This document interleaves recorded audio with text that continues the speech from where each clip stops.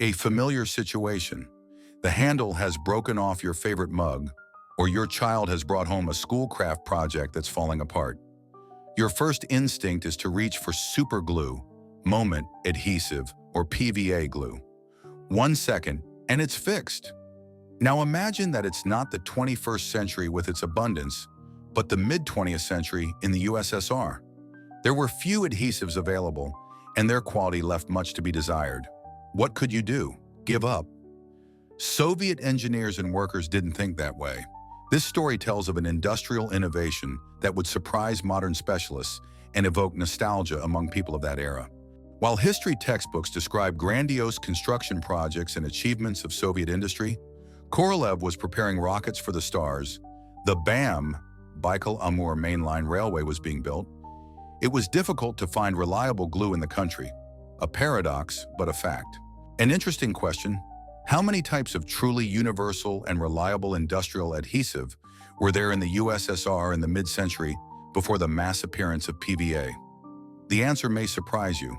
Very few. What was available in the arsenal? Silicate office glue, transparent, somewhat thick, which warped paper. It wasn't suitable for serious tasks. Casein glue, based on milk protein, not bad, but it feared moisture. Paste made from flour or starch, suitable only for children's craft projects. And the famous PVA? It appeared in the USSR only in the late 1950s. The license for its production was acquired from the American company DuPont in 1959. Before that moment, such a universal helper was only a dream. The country needed its own universal and reliable adhesive. Enter BF glue, butyralphenolic, and its creator, Professor Grigory Semenovich Petrov, a talented specialist in the field of chemistry. It was 1942. The Germans were advancing on Moscow, and the country was experiencing difficult times. Petrov worked in an evacuated research institute in the Urals, in a hastily converted workshop of a former brewery. Under wartime conditions, with shortages of resources and equipment, he faced a complex task: to create an adhesive that could serve industry and even medicine. Petrov worked practically without modern analytical instruments and computer modeling, only experience, knowledge, and a chemist's intuition. He tested his first samples on fragments of shot-down aircraft. There was sufficient suitable material for experiments. As a result, Petrov developed an entire line of adhesives: BF2 for metals and hard plastics, BF4, more elastic, for wood and materials subject to bending, and BF6. In 1950, Professor Lev Grigorievich Shkolnikov proposed using BF6 in medicine. The yellowish glue in small tubes replaced iodine in brilliant green, sealing minor wounds and creating a protective film. Other modifications also existed: BF19 for especially critical joints, and the special development BF88 for aviation, which could withstand the overloads of jet fighters and sharp temperature changes at altitude. For his development, Grigory Petrov received the Stalin Prize in 1946. The quality of the glue was indeed high. According to some data, when samples of Soviet BF2 reached an American laboratory of the 3M company for analysis in 1961, the results showed that the bond strength exceeded their best developments by 2 to 3 times. There are also reports that in 1963, 3M offered the USSR a significant sum for the complete formula and production technology of BF, but the USSR refused the deal.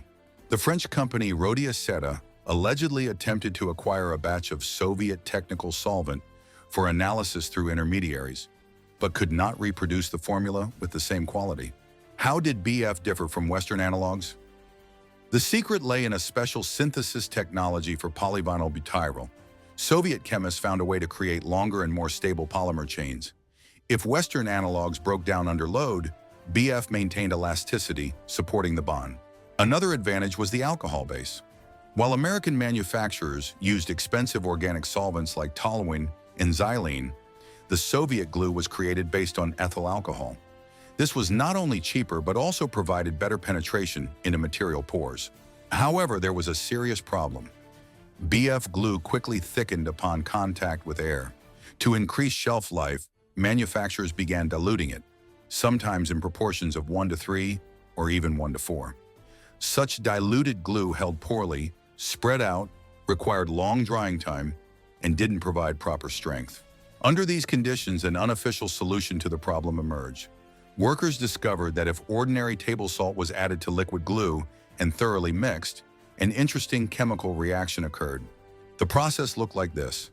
Approximately 100 grams of table salt were poured into a standard jar of BF glue. Then, using a drilling machine with a homemade mixer, often made from a bent rod, mixing began at low speed. The salt acted as a coagulant, salting out the adhesive base from the solution. The liquid separated, and a thick, viscous concentrate, the true essence of the glue, collected on the mixer. This improved glue needed to be used quickly, but it provided significantly stronger bonding. An interesting feature of this process was the byproduct. The separated liquid fraction contained ethyl alcohol, which served as the base for diluting BF glue. This cloudy liquid, with a characteristic smell, received the folk name Boris Fedorovich, from the first letters of BF glue, and in some workshops, Frontline Veterans Balm, or BFITCH.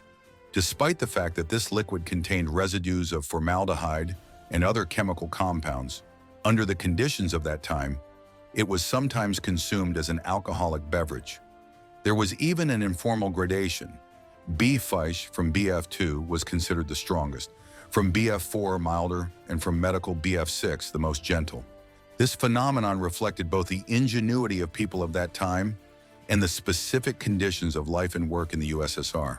Management naturally knew about such improvements of standard glue by workers. Formally, this was a violation of technology and damage to state material.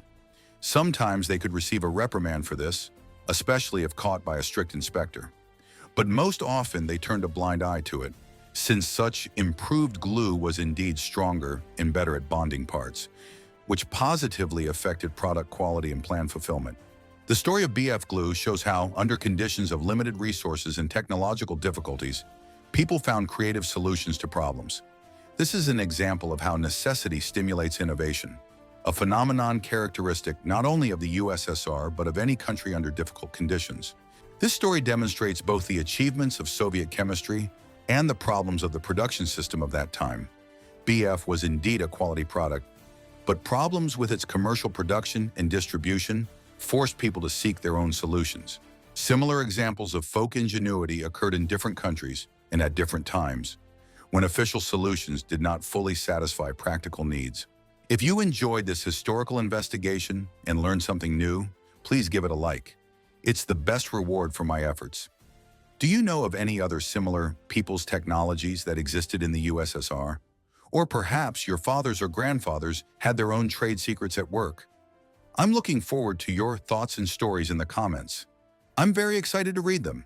And of course, subscribe to the channel and our Telegram channel so you don't miss other fascinating stories about Soviet ingenuity and beyond. There's plenty more interesting content to come.